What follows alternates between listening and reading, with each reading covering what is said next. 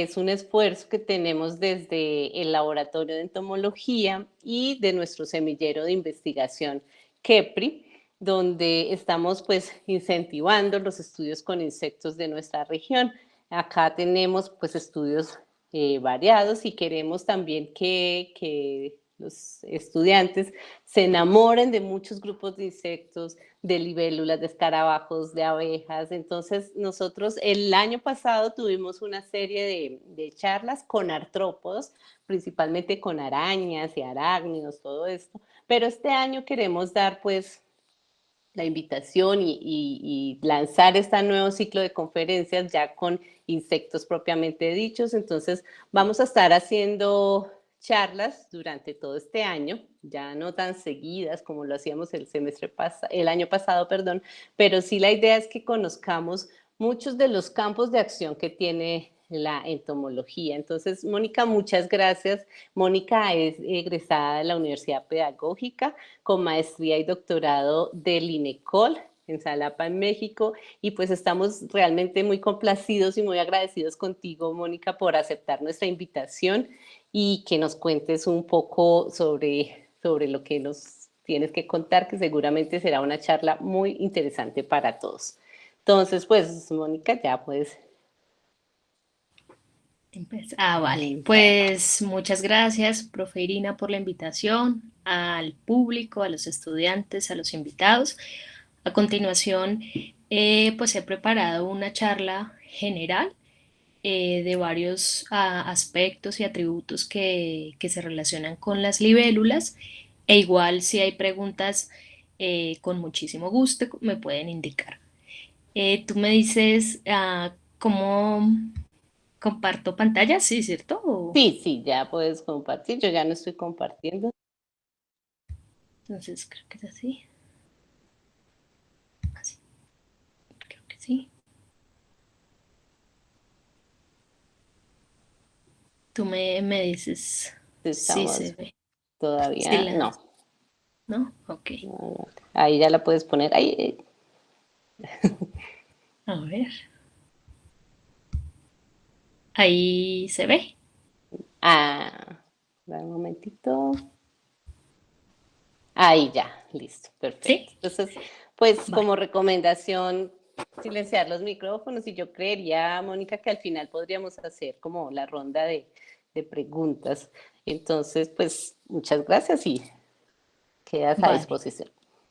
Listo, vale, profe Irina. Muchísimas gracias. Bueno, como lo mencionó la profe Irina, entonces uno de los órdenes de insectos carismáticos que ha llamado la atención a naturalistas y a personas del común desde hace varios siglos, podríamos decir, al igual que otros, son los odonatos. El orden Odonata tiene una estrecha relación con una variación de color amplia dentro de las diferentes familias y una relación evolutiva con el agua. Entonces, eh, uno de los atributos que como naturalistas, como biólogos o como personas del común que nos llama la atención es el color en la biodiversidad. Diferentes grupos, desde vertebrados e invertebrados, presentan coloraciones muy llamativas. Y otro de los aspectos interesantes desde la evolución, desde la genética, desde la taxonomía, es cómo ha variado esa coloración a lo largo de millones de años de evolución. En estas imágenes podemos apreciar la variación de color que presentan algunos peces, algunas mariposas, las aves, que también son uno de los grupos más espectaculares de vertebrados, los anfibios, e incluso en plantas, y uno de los grupos de plantas también muy bonito y con alta diversidad en Colombia, que son las orquídeas. Digamos que el color ha sido ese atributo que nos ha llamado la atención. ¿Qué pasa con el color en libélulas? Aquí les presento unas imágenes que el colega Cornelio Bota, que también es un odonatólogo de Colombia, publicó un libro. Ahorita más adelante les voy a comentar. Vemos que el color en libélulas se presenta de diferentes gamas, desde los rojos, los azules, los verdes, los amarillos. Y también, digamos, viendo más a detalle en los odonatos qué pasa con el color, podemos ver que hay patrones de coloración, manchas, tanto en la cabeza como en la región del tórax, en el abdomen y en el par de alas que tienen estos maravillosos insectos. Quise usar estas imágenes que están observando porque lo que tienen en común es que están en un momento todas estas especies de diferentes familias de cigópteros, anisópteros, que ahorita les voy a comentar. Está el macho y está la hembra. Esto tiene una intención para que ustedes conozcan o puedan apreciar por medio de estas imágenes también no solamente el color que presenta la especie, por ejemplo, sino como también dentro de algunas familias o algunas especies de libélulas, el color cambia, puede cambiar entre machos y hembras, que es uno de los atributos que también ha estado llamando bastante la atención entre los diferentes estudiosos o en general. Por ejemplo, vemos en la imagen superior izquierda, es un género muy llamativo de la familia Calopterigides heterina, que el macho, que es el que está más encimita, que presenta una mancha basal en el par de alas roja, y como si comparamos, tiene agarrada la hembra, están en un momento de cópula, la hembra o no la presenta o es más tenue, y la coloración del rojo también, digamos que es diferente. Usualmente el patrón es que el macho también podría compararse con las aves, con algunos grupos de aves. El macho es el que presenta una coloración más llamativa o en otros grupos, y la hembra es, digamos, menos vistosa. No en todas las familias ni en todas las especies ocurre, pero si hablamos de patrón o de proporciones, esta sería como la tendencia. Asimismo, en las otras fotografías observamos, digamos, que, por ejemplo, en esta que es el recuadro es roja, que está en la parte inferior derecha, vemos que están en cópula también, son unos gónfidos del suborden Anisoptera, y si nos detallamos un poquito, nos vamos a dar cuenta que no, entre macho y hembra no presentan una variación tan drástica como otros grupos. De ahí que eso también en un contexto evolutivo nos ha llevado a preguntar cómo ocurren estos cambios, por qué en ciertas familias puede estar ocurriendo eso o no. Entonces hay bastante por estudiar también dentro de este grupo. A grandes rasgos, con respecto a la historia natural y a la ecología del orden Odonata, pues encontramos que en estado adulto, ahorita voy a precisar en lo que es la morfología del adulto y la morfología del estado inmaduro, la larva, nos encontramos que los adultos en días muy soleados usualmente son activos, y los podemos encontrar casi siempre cerca o sobrevolando en cuerpos acuáticos que pueden ser estanques, pozos, lo que se denomina sistemas acuáticos lénticos, o sistemas acuáticos que tienen corriente, como son arroyos, quebradas, ríos de pequeño a un ancho muy, muy extenso, como los diferentes ríos que tenemos acá en Colombia. Entonces, es importante tener presente también que, que el comportamiento en el día eh, usualmente está asociado con la reproducción, con los comportamientos sexuales para que ocurra la cópula y posteriormente pues la hembra pueda ovopositar o colocar sus huevos en el sistema acuático en el cual se encuentra. Uno de los aspectos también llamativos del orden es que ellos son depredadores. Ellos se alimentan, se pueden llegar a alimentar de otros odonatos, de mosquitos, de chinches, de larvas, de dípteros, o también se han encontrado reportes dependiendo de la familia o de la especie, como vemos acá en dos fotografías, pueden llegar a comerse alevinos. Son peces chiquitos que si les dan la opción, se los comen, podrían alimentarse de estos. Dentro de la evolución de la clase insecta, junto con el orden de insectos Ephemeroptera y Odonata componen lo que se ha denominado el grupo de Paleóptera. Es dentro del árbol filogenético que, dentro de las diferentes propuestas filogenéticas que se han expuesto, encontramos que los odonatos con las efímeras ocupan un lugar antiguo, aproximadamente podríamos a hablar de una divergencia de 400, 350 millones de años. Como les mencionaba, la ovoposición sí o sí debe ocurrir en un sistema acuático. Como les mencionaba, quebradas, ríos, estanques, y se ha encontrado especialmente una familia que ovoposita en oquedades o huecos o bromelias, por ejemplo en el Amazonas o en zonas de alta pluviosidad y que quedan como charquitos en estas regiones de los árboles, de las bromelias, y ahí también pueden llegar a colocar sus huevitos.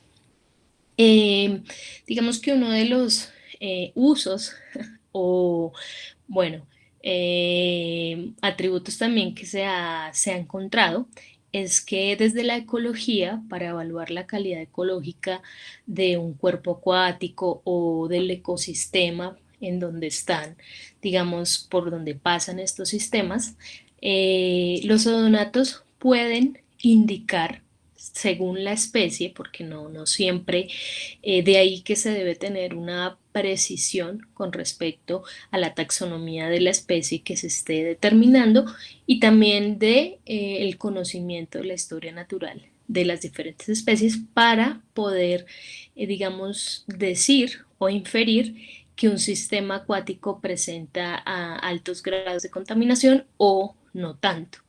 Eh, Otro de los atributos también que ha llamado bastante la atención, como lo vemos acá en las fotografías de la parte inferior, es que el ciclo de vida de tanto de anisópteros como de cigópteros es muy impresionante y es drástico. En la parte izquierda vemos una fotografía de un gónfido, que es una de las familias de Anisoptera, y en la parte derecha vemos una fotografía del, digamos, es la misma especie, ya en estado adulto. Entonces hay un cambio drástico morfológico, ecológico, dentro de la historia de vida de este orden de insectos.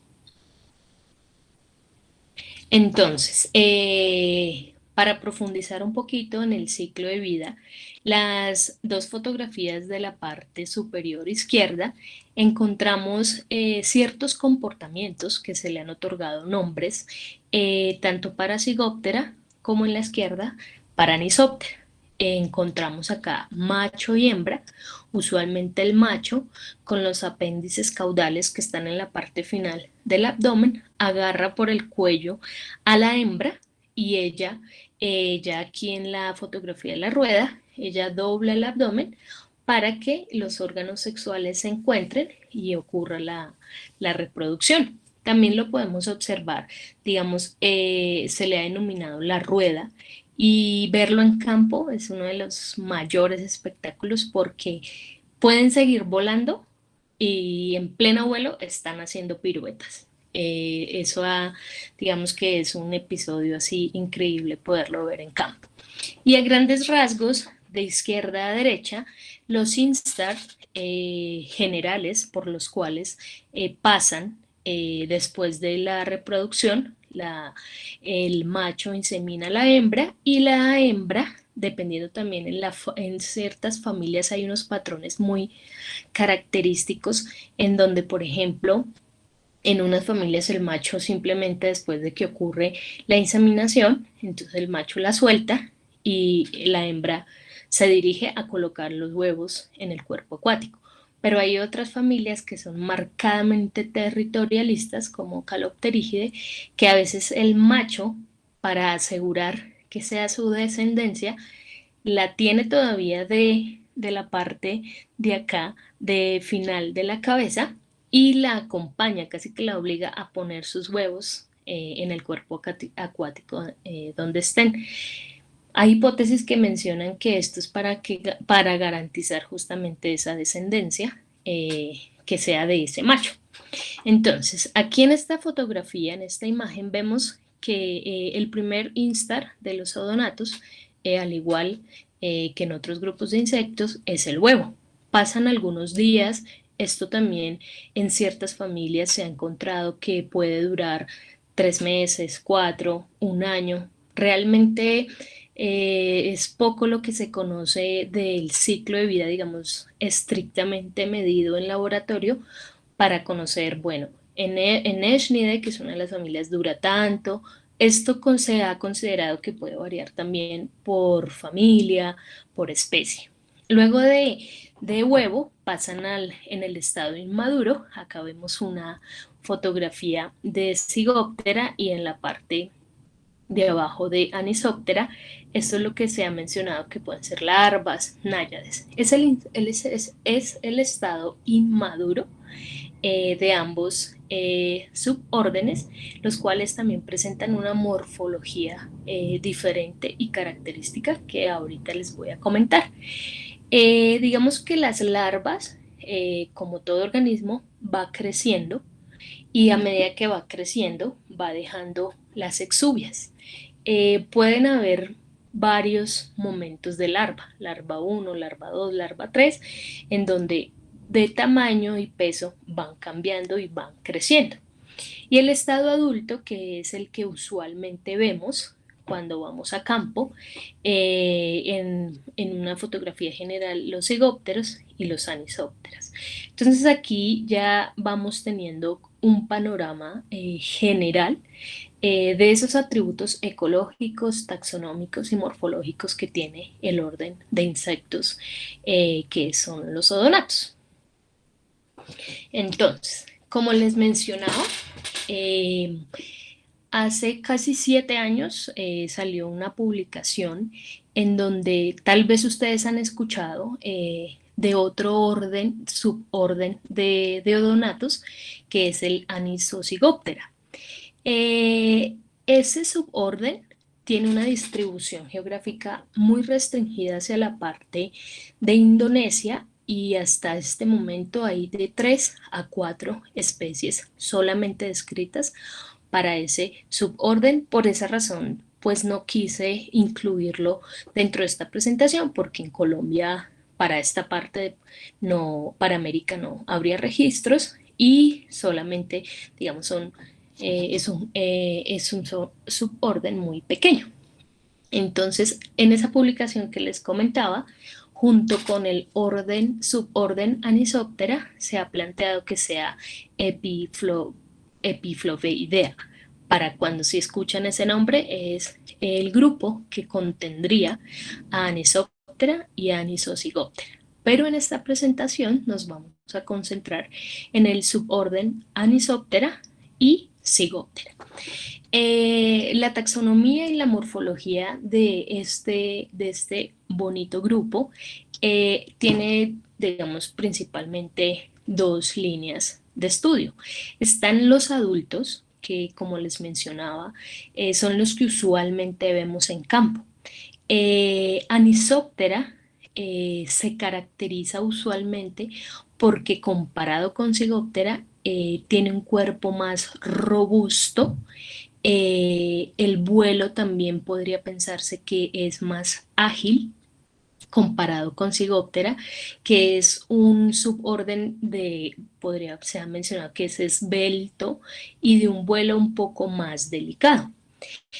Con este orden de insectos, estos odonatos con respecto a otros grupos, a otros órdenes de insectos, se pueden diferenciar por la combinación de diferentes caracteres morfológicos como en la cabeza, que es una de las principales regiones corporales de los insectos, dos características principales así rápidamente es que presentan grandes, un tamaño de ojos muy grandes comparado con otros órdenes de insectos y sus antenas son muy reducidas eh, y con pocos segmentos antenales.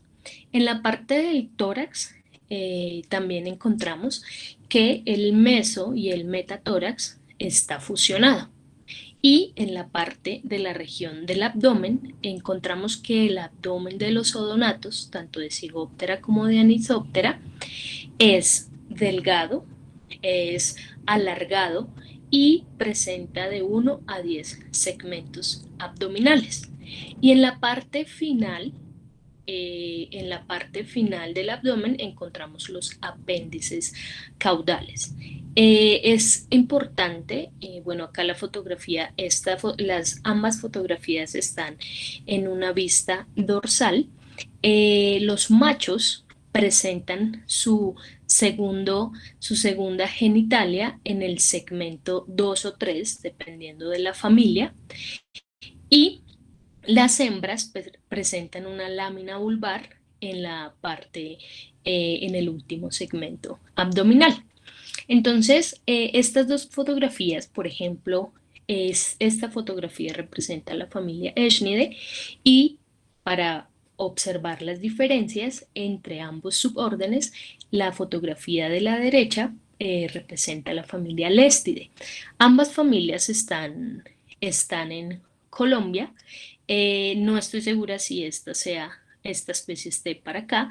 La utilicé fue como un recurso más de comparación. Entonces, a simple vista podemos observar que como subórdenes en taxonomía y morfología hay diferencias en la cabeza, en el tórax y en el abdomen. Entonces, otra de las características también muy llamativos de los odonatos en general es como observamos acá en esta imagen, es la cantidad de venación que tienen el par de alas. Estos, tanto en cabeza, en tórax y abdomen, encontramos caracteres diagnósticos para ir agrupando o para ir separando familias, géneros y poder llegar, digamos, a especie, lo cual requiere un mayor entrenamiento y observación de estructuras más específicas como la genitalia, los apéndices caudales. Aquí también vemos una comparación del plano corporal general de los Anisoptera y de los Zygoptera. Para el lado izquierdo encontramos la familia Gónfide, que también está registrada en Colombia, y como veíamos, también presenta unas características particulares diagnósticas en la cabeza, en el tórax y en el abdomen. Es importante mencionar que para poder diferenciar entre familias y entre géneros, se requiere, digamos, de la observación, usualmente con un estereoscopio, de esos detalles que se están observando. Por ejemplo, esta coloración de este individuo que es como un carmelita podría indicar que ya es un adulto viejo, es decir, porque recién emergen los adultos de las larvas, las alas son más cristalinas, pero es como un patrón que se presenta en las familias. Y en el caso acá de Zygoptera también nos damos cuenta que, como mencionábamos anteriormente, son más delicados, más delgados y también presentan caracteres diagnósticos, por ejemplo, esta familia Xenagrionidae, que esta familia es la primera familia más diversa dentro del suborden Zygoptera. Reporta más de 1000 especies. Para el suborden Anisoptera, la familia más común, que es usualmente la podemos encontrar fácilmente en estanques, acá en diferentes pozos, es Libellulidae, también con más de 1000 especies descritas. En esta ilustración, entonces, también es para que los chicos tengan presente, aquí ya son estructuras más detalladas de regiones corporales para poder diagnosticar, separar y conocer las familias, géneros y especies de los odonatos. Si, digamos, los chicos se van por la taxonomía en la morfología, es importante entrenarse en estas regiones corporales.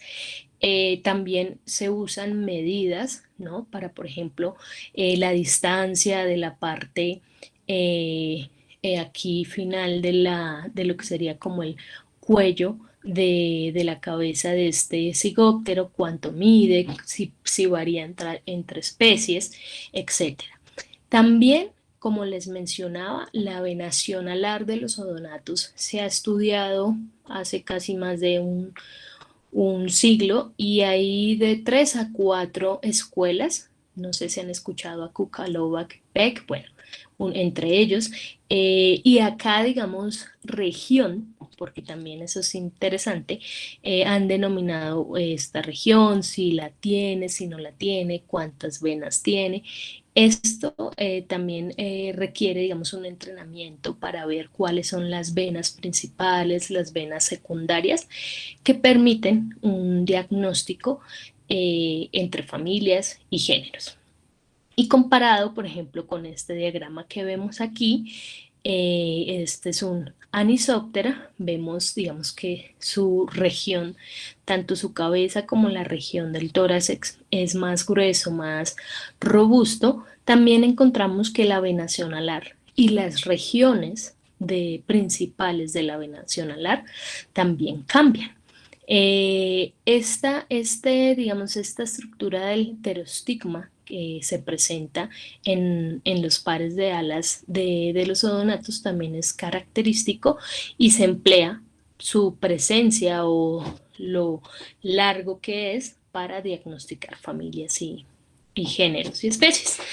Otra de las estructuras bien relevantes, para el caso de las hembras, es lo que les contaba de la parte final de los del abdomen. Acá vemos segmentos 7, 8, 9 y este ovopositor también es un carácter diagnóstico para conocer a qué familia pertenece la hembra, a qué género y, bueno, digamos que también a especie nos podría indicar que pertenece. Y lo que les comentaba acá, la genitalia secundaria, en esta también hay que, digamos, tener un entrenamiento y sí o sí hay que usar el estereoscopio para, pues primero, identificar, por ejemplo, estructuras como los jámules, la lámina posterior y cómo estas estructuras dentro de una misma familia cambia y nos puede ayudar para decir qué género es, qué especie es. Y este plano general lateral de un anisóptero a grandes rasgos tiene las estructuras generales que comparten con otros insectos, en el caso de las patas, que tiene el fémur, la tibia, los tarsos. Sin embargo, ya cuando uno se va volviendo más experto en el grupo, también en las patas hemos encontrado caracteres diagnósticos que nos permiten diferenciar familias o géneros. Ahora viene el otro lado o la otra corriente para estudiar los odonatos. Hay personas que solo se enfocan en los adultos, otros en larvas y otros, pues digamos que me incluyo, que queremos pues conocer y volverse más expertos, digamos, en ambos, tanto adultos como en larvas. Siguiendo, digamos, la idea de los anisópteros a la izquierda y de los zigópteros a la derecha, vemos fotografías contrastantes y que nos van indicando que también es relativamente fácil en campo, con una buena lupa, con una bandeja, cuando uno colecta, digamos, macroinvertebrados o insectos acuáticos, que va a un río y toma muestras, uno a ojo y observando ya puede, digamos, separar. Esto es un anisóptero, esto es un zigóptero. Y dependiendo de la experiencia y del entrenamiento, pues ya uno puede decir, ah, bueno, este es un echnide, este es un gónfide, este es un lestide, un cenagriónide. Entonces, también, digamos que mi profesor, el doctor Rodolfo Novelo Gutiérrez, mi profesor mexicano, él se ha enfocado muchísimo en enriquecer el conocimiento del estado larval de los odonatos y él tiene bastante publicaciones de la descripción, ¿no? De los instar, del último o de los ciclos de vida de diferentes familias para el orden odonata. Este es un ejemplo, un plano, digamos, general de la familia Eschnider. Vemos cómo es su estructura, presenta acá unas almohadillas alares y también cómo su abdomen sigue siendo, digamos, grueso comparado si vemos aquí con Lestide, ¿no?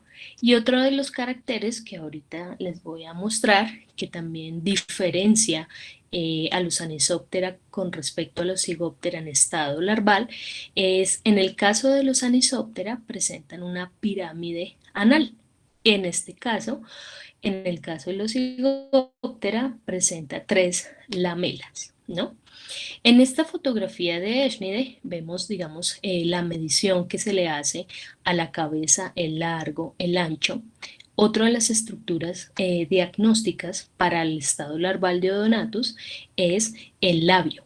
Como el labio es, no sé si alguna vez tienen la oportunidad en campo o en el laboratorio o hay videos que han logrado captar cómo las larvas de Odonato en un ecosistema natural despliegan ese labio y con eso son con el cual capturan a sus presas. Es también un espectáculo poderlo ver. El labio tiene, digamos, diferentes estructuras, tiene estas formas, digamos, aserradas y cómo cambia dentro de familias. Estos cambios son bastante, digamos, drásticos para lograr diferenciar entre familias. Otro ejemplo también muy bonito, y si lo comparamos dentro de los Anisoptera mismo, Eschnide Gónfide, vemos que, digamos, mantiene el cuerpo robusto, característico de los Anisoptera, sin embargo, ya Gónfide como familia empieza a presentar otra morfología, por ejemplo, en las patas. Gran parte de los géneros de gónfidos son en estado larval excavadores.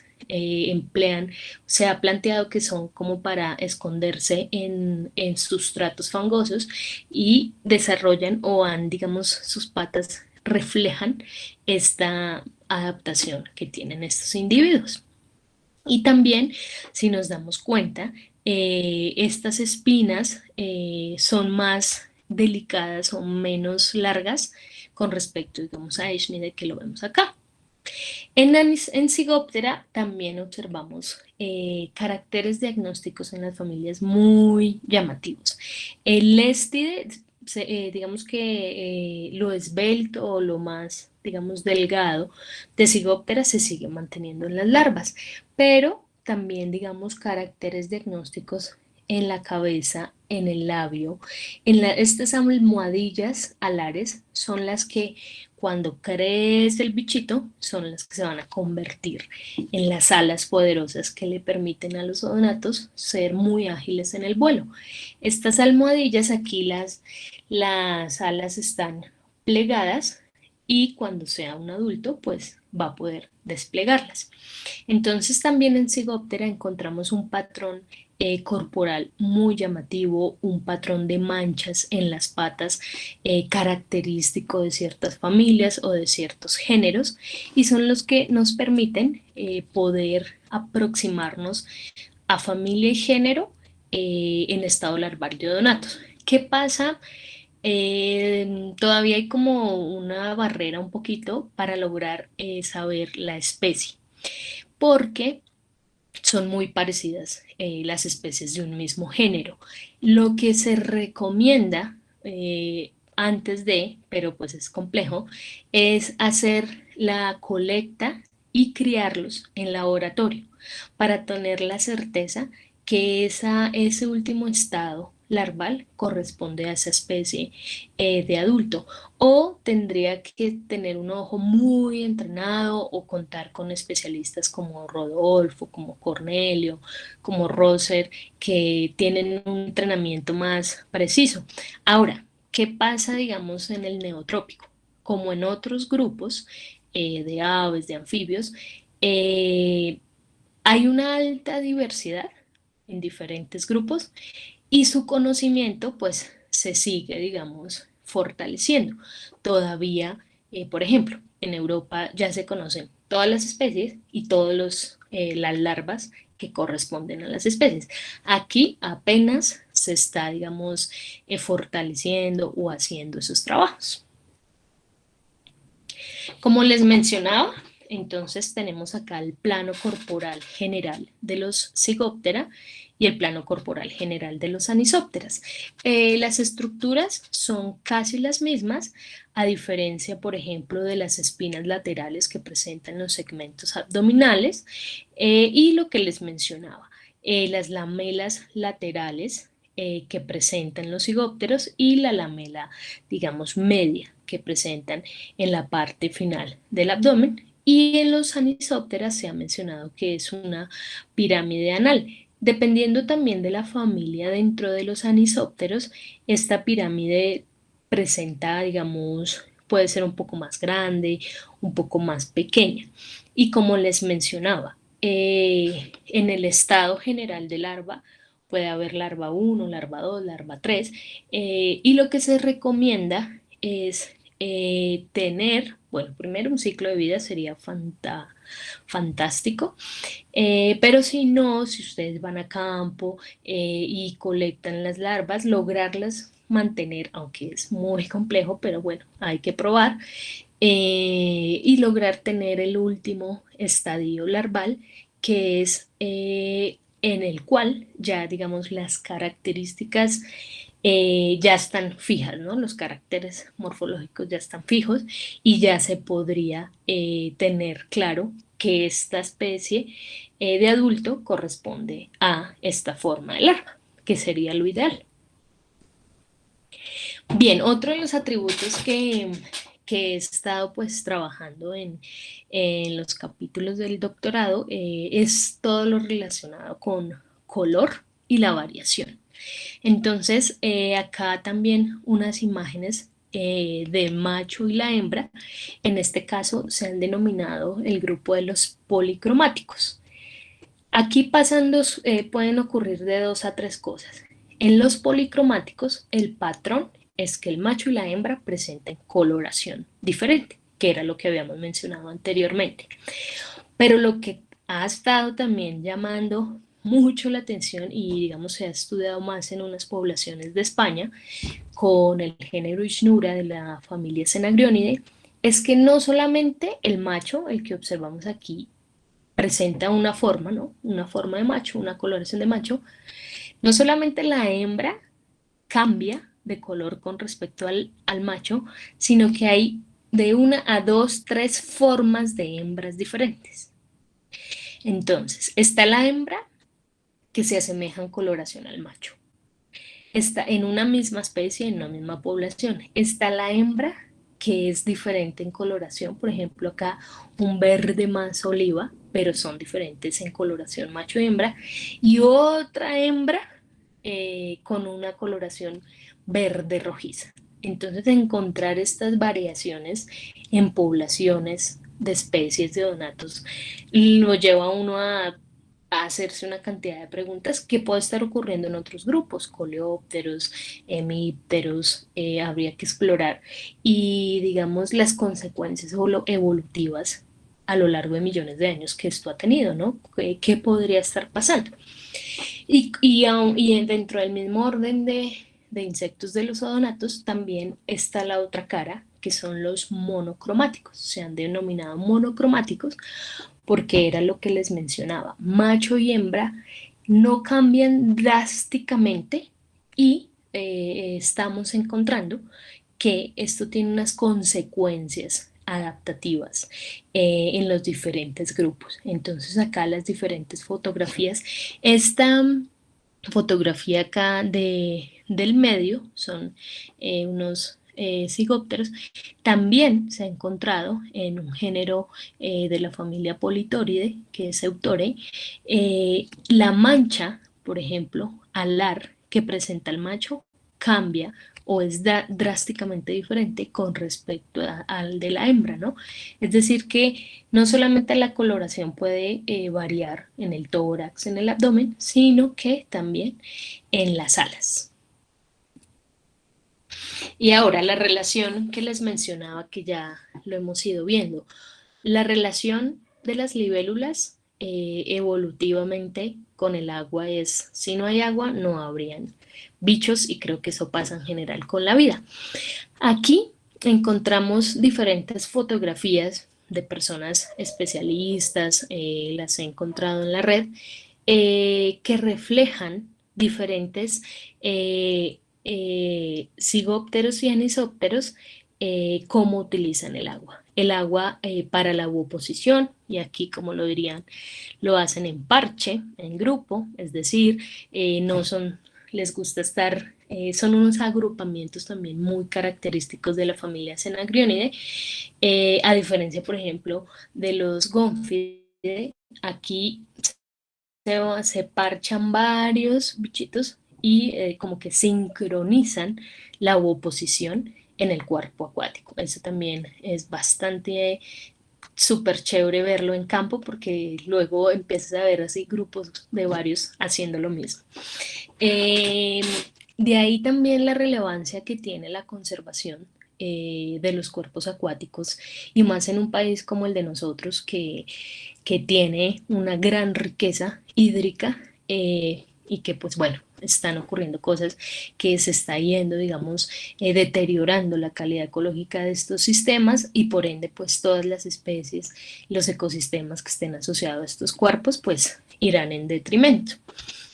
En la parte de abajo, entonces, observamos un par de anisópteros, como la hembra está colocando sus huevitos, sea en un sistema léntico, en un sistema lótico, y acá también vemos que no les pasa nada, no, si están, digamos, ovopositando en compañía de otras especies. Estos son dos especies diferentes de cenagriónidos que utilizan y eso sí lo hemos visto mucho en campo, que dependiendo de la región, el pozo puede ser grande, pequeño, el estanque, y se puede encontrar que el uso del cuerpo acuático que le están dando puede ser en el mismo momento por diferentes especies. Bueno, ¿qué ha pasado con este maravilloso grupo de insectos en Colombia? Pues casi desde el año 1900, con la venida de un europeo que no me acuerdo cómo se llama, acá en Bogotá empezó a hacer como unas colectas, pero como que pasaron años y quedan huecos en la secuencia de investigación de estos zoonatos. Sin embargo, a partir como del 2009, 2010, un grupo de personas, digamos, relativamente jóvenes, empieza a, como ahora sí, no solo a describir nuevas especies, que es un trabajo supremamente importante, se siguen descubriendo más y se debe seguir haciendo, sino también a publicar libros para personas no expertas y para público experto de este grupo. En ese sentido, desde el 2013 y el año pasado, hasta el año pasado han salido, digamos, 4 publicaciones de libros, de artículos. Hay un montón, ya les voy a contar quiénes, digamos, están trabajando en las diferentes temáticas. Estos con respecto a los libros. A grandes rasgos se plantea que el orden comparado con Coleóptera, Díptera es pequeño, con alrededor de 7.000 especies descritas. En Colombia aproximadamente se está llegando a las 400, con posibilidades que se sigan describiendo más porque siguen habiendo regiones en el país poco exploradas. Y con respecto a cuántas familias hay de cada suborden, para este momento hay 10 familias para Cigóptera y 4 familias con Anisóptera. No sé si han tenido la oportunidad o bueno, lo han platicado con sus profesores. Em, digamos que la ciencia que estudia eh, todo esto de de las filogenias, de las reconstrucciones filogenéticas, de los reagrupamientos taxonómicos, es la sistemática filogenética. Esta disciplina emplea diferentes caracteres, principalmente morfológicos, actualmente moleculares, como para entender cómo es la historia evolutiva de un grupo. ¿Esto qué ha pasado? Que si comparamos con las descripciones de Linneo, por ejemplo, o bueno, las descripciones de 1900 a la actualidad, eh, las familias, digamos, para hablar en ese nivel taxonómico, se están reestructurando. Es decir, de la familia A se sacan unos géneros para esta, de esta para esta, se crean o emergen otras familias. Entonces, estos datos, digamos, en neodonatos está pasando eso, ¿no? Dependiendo de la escuela, del grupo de donatólogos, de lo que utilicen, fósiles, molecular, morfología. De repente, algunas familias no se sabe si son monofiléticas, parafiléticas, etcétera. Entonces, la precisión de estos números, digamos, puede cambiar, pero sí, en estos libros encontramos las 10 familias de Cigóptera, también depende de la región, y las 4 familias de Anisóptera. Este libro lo publicó León Pérez, Jenny Montes y otro grupo de entomólogos, de las generalidades de varias especies que se han reportado para Colombia.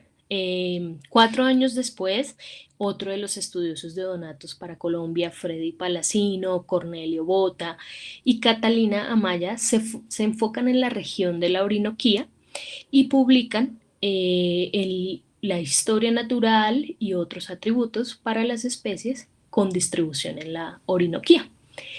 En el 2019, Cornelio Botasierra, Juliana Sandoval, Rodolfo Novelo y colaboradores publican este libro, también muy llamativo, están a la venta, se pueden contactar con los autores, de las libélulas con principal distribución en la cordillera occidental. Han encontrado nuevas especies, nuevos registros, enfocados en uno de los parques naturales más importantes de Colombia, que es el Tatamá, con una variación altitudinal amplia, lo cual va haciendo que el recambio de especies sea muy interesante. Y el año pasado, otros colegas, Freddy Palacino, Leonardo Rache, Catalina Suárez, publican este libro para las 13 aproximadamente especies que se han observado acá en diferentes cuerpos acuáticos de Bogotá.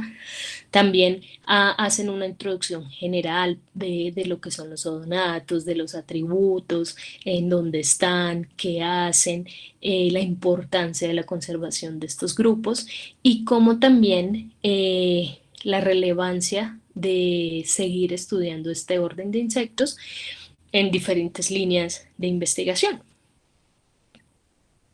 Bien, ya aquí los rostros de los odonatólogos en Colombia. Yo pues a grandes rasgos considero que en Colombia hay 4 corrientes de estudio. E igual los investigadores van, digamos, avanzando en diferentes trabajos y pueden colaborar. Uno es es la parte taxonómica, que es la base del conocimiento de la biodiversidad. Si no describimos las especies, si no conocemos quiénes son los bichos, los otros trabajos, no sé, la ecología, la conservación puede quedar coja, porque si no le pones un nombre, si no sabes la historia natural, la distribución geográfica, si es endémica o no, quedan cortos. De ahí la relevancia de hacer un trabajo taxonómico base y arduo. Dentro de ellos, por ejemplo, está Cornelio, que tiene bastantes publicaciones de registros nuevos, de nuevas especies, y él ha contribuido hace ya casi 15 años en fortalecer esta línea de investigación. Hay otros colegas, está León Pérez para la parte del Caribe junto con Jenny Lee, Freddy Palacino, Leonardo Rache, digamos, con especies de distribuciones andinas. Y en el caso de la sistemática filogenética, una persona que ha querido entender cómo son estas relaciones evolutivas de diferentes grupos, de la familia Politóride, de la familia Cenagrionide, es la doctora Melissa Sánchez. Ella también es colombiana y está adscrita a la Universidad del Rosario, y ella también tiene una línea de investigación muy fuerte en la parte, digamos, también molecular, en entender cómo son las relaciones evolutivas de uno de los principales grupos que ella maneja, que es Politore, uno de los géneros también muy bonitos para el suborden de cigópteros. Y digamos que estas otras dos tendencias de investigación en Colombia tienen que ver con la diversidad, la conservación y la ecología. Y yo creo que, digamos, aquí tengo la oportunidad de uno de los profesores, o también que fue mi mentor en el pregrado, y que ha colaborado y ha ayudado a los diferentes odonatólogos que nos hemos dedicado a esto, es el profesor Emilio Realpe, adscrito a la Universidad de los Andes, quien a lo largo de su trayectoria académica también tiene publicaciones en taxonomía, en diversidad, en conservación en diferentes regiones del país. Y otros diferentes colegas como está Mariano Altamiranda, Jenny Lee aquí en campo, Leonardo, Catalina. Estos son, digamos, somos las principales personas que hemos estado aportando, cada uno desde su punto o con colaboraciones, al conocimiento y al fortalecimiento de la odonatología en Colombia. Ellos tienen sus páginas web, sus correos, igual si ustedes también están interesados en algún tema en específico. Y como les he mencionado, aún hay bastante por hacer, como en otros grupos, y la invitación es, independientemente del grupo de insectos al cual se dediquen, es hacerlo con muchas ganas, aprovechar a sus profesores y gran parte de los recursos que ahorita, digamos, a comparación de nuestra generación tienen. Y si se van por el lado de la taxonomía, sí, ser muy quisquillosos con lograr determinar con mayor precisión quiénes son esos bichos con los cuales nos estamos encontrando.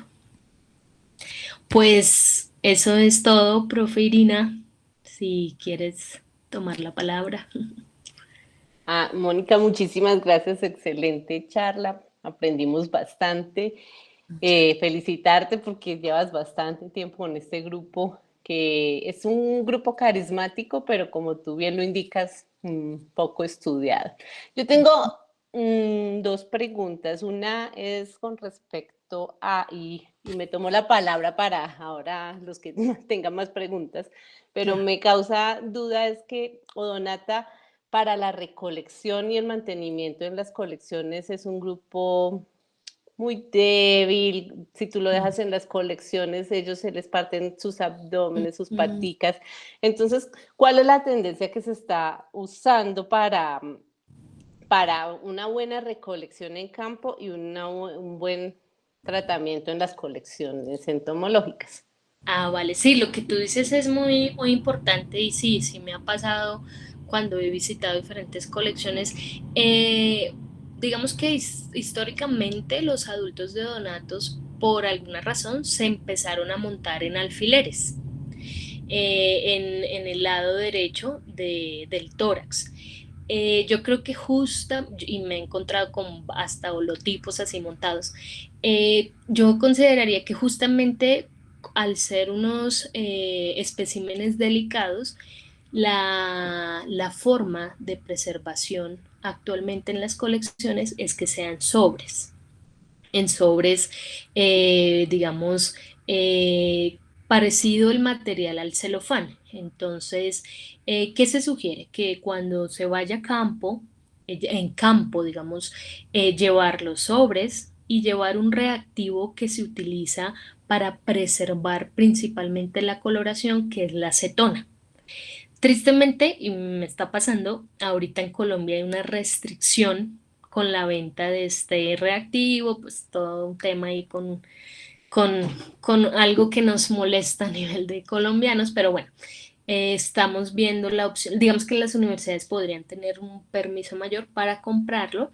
Entonces, en campo, apenas tú, digamos, lo colectes, cigópteros, anisópteros, los introduces con las alas, o sea, sí, plegadas hacia atrás y los pones en los sobres, dependiendo del tamaño del bichito, sobres pequeños, medianos, dejas que pasen alrededor de 12 horas, ahí todavía no le aplicas ningún reactivo, ellos secretan usualmente por el estrés heces, tú vas a encontrar que ahí dejan ahí sus heces y ya cuando las han excretado, entonces ahí sí, entre el primer y segundo par de patas, con una jeringa de insulina, le aplicas la acetona.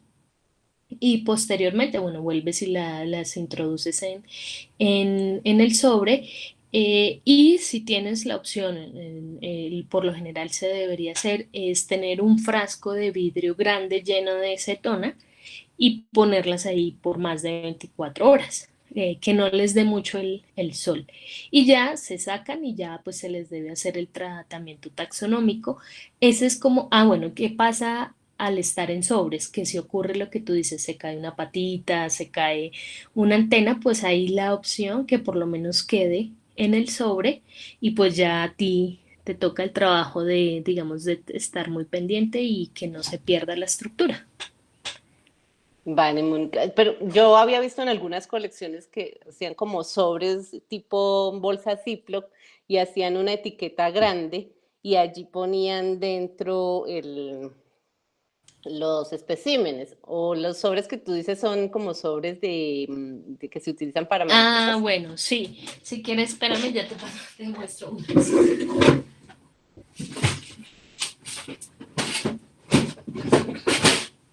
Ah, bueno, sí, a los sobres que me refería, digamos, en campo, usualmente son estos, que como te digo, es como un material de pergamino. Digamos que estos son así como para campo, ¿no? Pero ya cuando, Sí. como tú lo dices, ya cuando llega a una colección, ojalá de referencia de una universidad que, digamos, cumpla los criterios de preservación de insectos, entonces ya se pueden utilizar, digamos, estas tarjetitas. Sí. ¿Sí? En donde ya el sobre es transparente, eh, y dependiendo del bicho, de qué tan maltratado no esté, lo metes y ya pones ahí todos los datos de colecta. El tamaño puede variar, yo he encontrado así, luego ahorita se están usando más rectangular, también depende mucho del tamaño del bicho. Vale, esto lo digo pues porque acá en la UPTC tenemos una colección con algunos odonata y nos encontramos con ese problema, pero ya sabiendo hay que hacerle la curaduría a esto. Tengo otras preguntas por aquí que me va a permitir leer. Diana Claro. Carolina Pérez dice, ¿cuánto tiempo lleva la formación de los huevos luego de la fecundación? Ah, ok. Digamos que en estado de huevo pues primero puede variar según la especie, el género, pero hay reportes que el estado de huevito puede llegar a tener 25, 32 días para luego emerger a estado de larva. Ok. Ujú. Eva Ginette Francines dice, ¿cómo ha influido el calentamiento global en la evolución y comportamiento de estas especies en específico? Bueno, ese tema se está, digamos, está eh, de top 10. Hay varios grupos de laboratorio, como la profesora Rosana Sánchez, Cornelio también está evaluando cosas.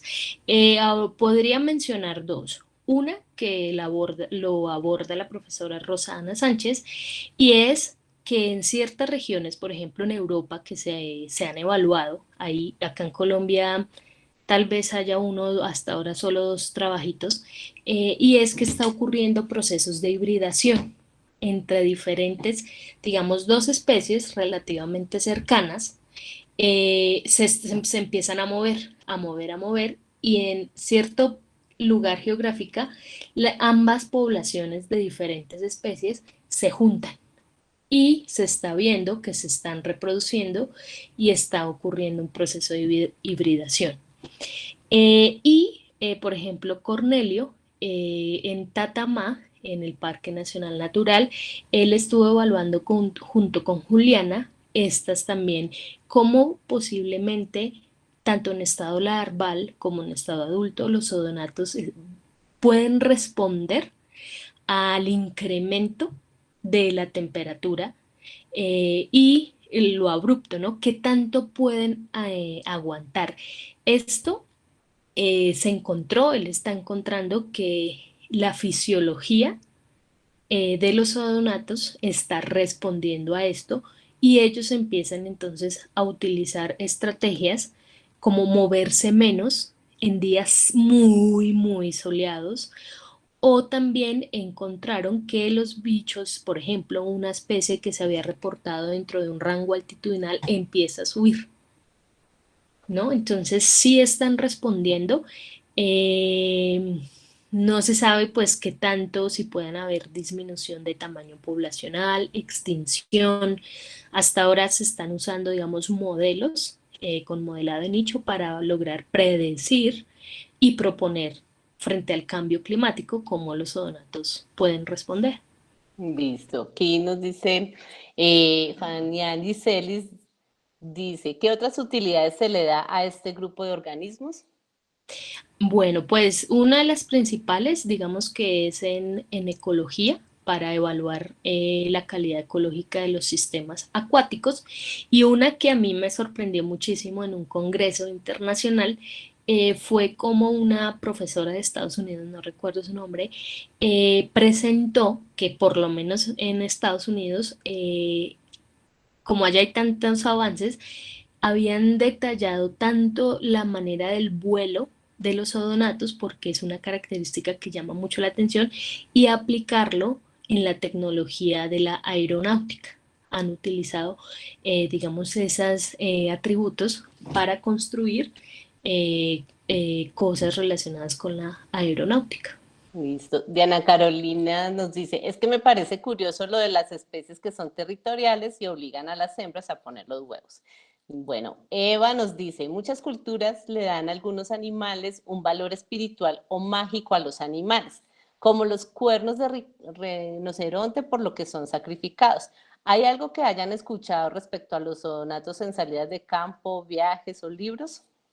Sí, por ejemplo en México, en ciertas regiones como Oaxaca y Chiapas, los odonatos se han tratado de plasmar en lo que es la joyería y los textiles.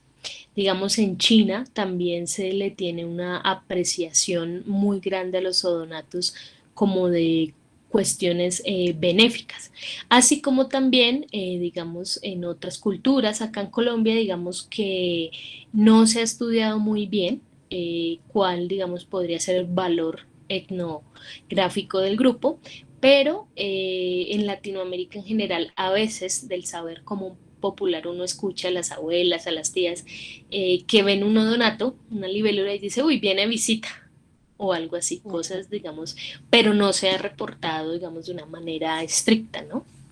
Listo. Johan Felipe Gala nos dice, ¿se conoce si las especies primitivas de donatos también presentaban colores vistosos o presentaban colores opacos cuando aparecieron en nuestro planeta? Bueno, esa es una muy buena pregunta. Eh, digamos que la evidencia física no se tiene, porque pues digamos que la evidencia física más antigua que tiene uno de los organismos son los fósiles, y los fósiles conservan ciertas estructuras, más no la coloración. Pero justamente análisis de sistemática filogenética, con moléculas y con la discretización del carácter, sí podría proponer el estado ancestral de la coloración en determinados grupos y qué tanto ha variado en el tiempo dentro de los odonatos. Pero sería solo a partir de esas reconstrucciones filogenéticas. Como tú lo indicas, hay de todas formas muchas cosas por estudiar. No sé si alguien más tenga alguna pregunta, pueden encender sus micrófonos o pueden escribirlas.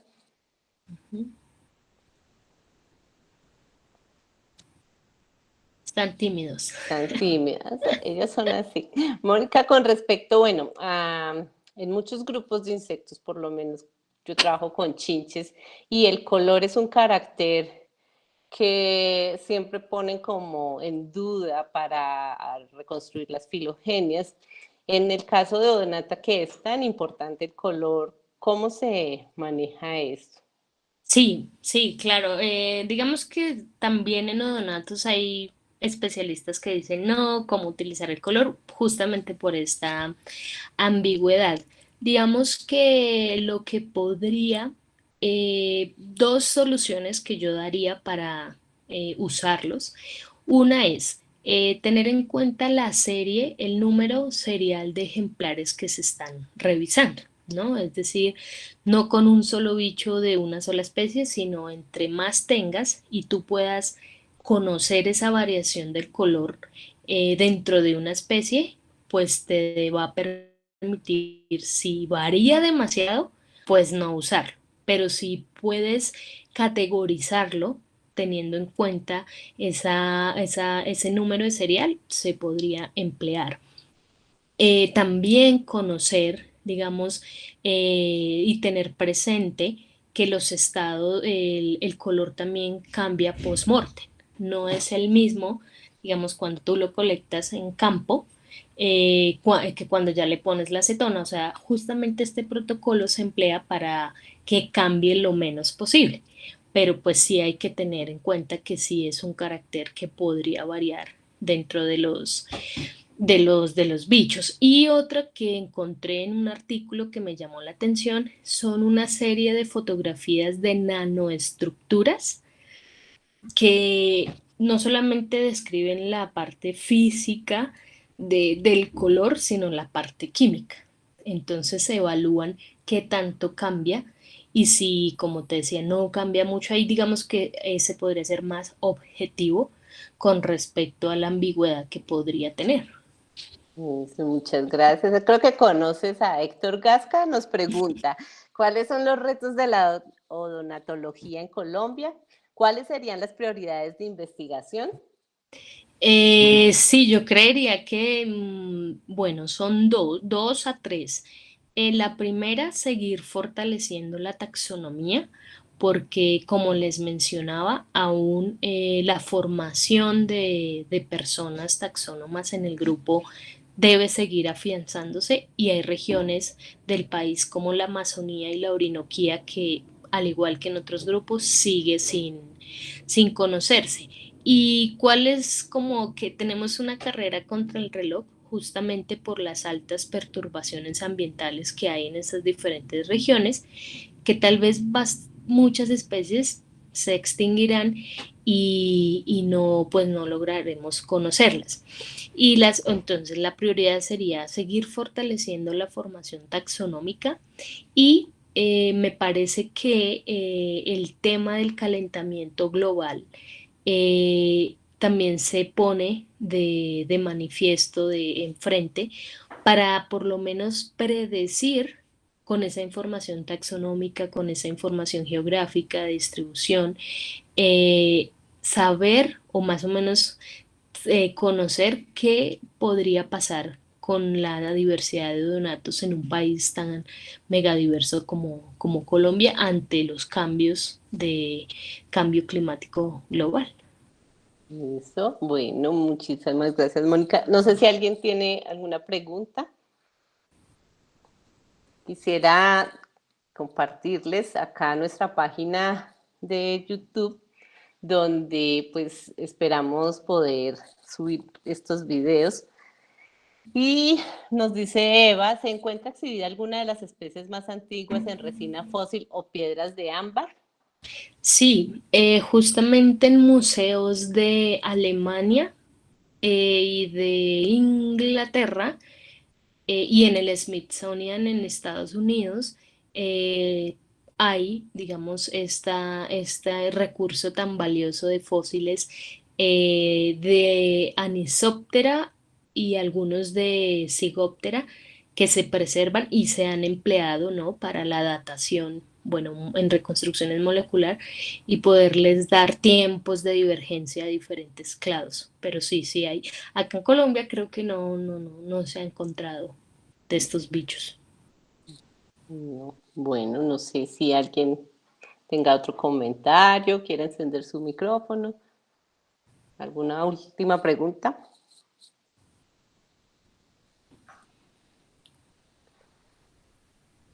Bueno, Mónica, muchas gracias a ti Bueno, por el tiempo, por compartirnos tus conocimientos. Esperamos pues que hayan muchos más avances en el estudio de este grupo, que haya más estudiantes interesados, porque como en la mayoría de los insectos hay mucho que falta por hacer. A todos los sí, que participaron en la charla, muchísimas gracias.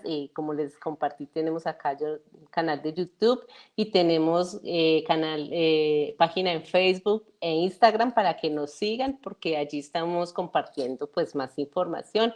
Muchas gracias a todos y a ti, Mónica, muchísimas gracias. vale, profe Irina, con muchísimo gusto. Que estén muy Bueno, bien. Mari, gracias. Chao. Vale, bye.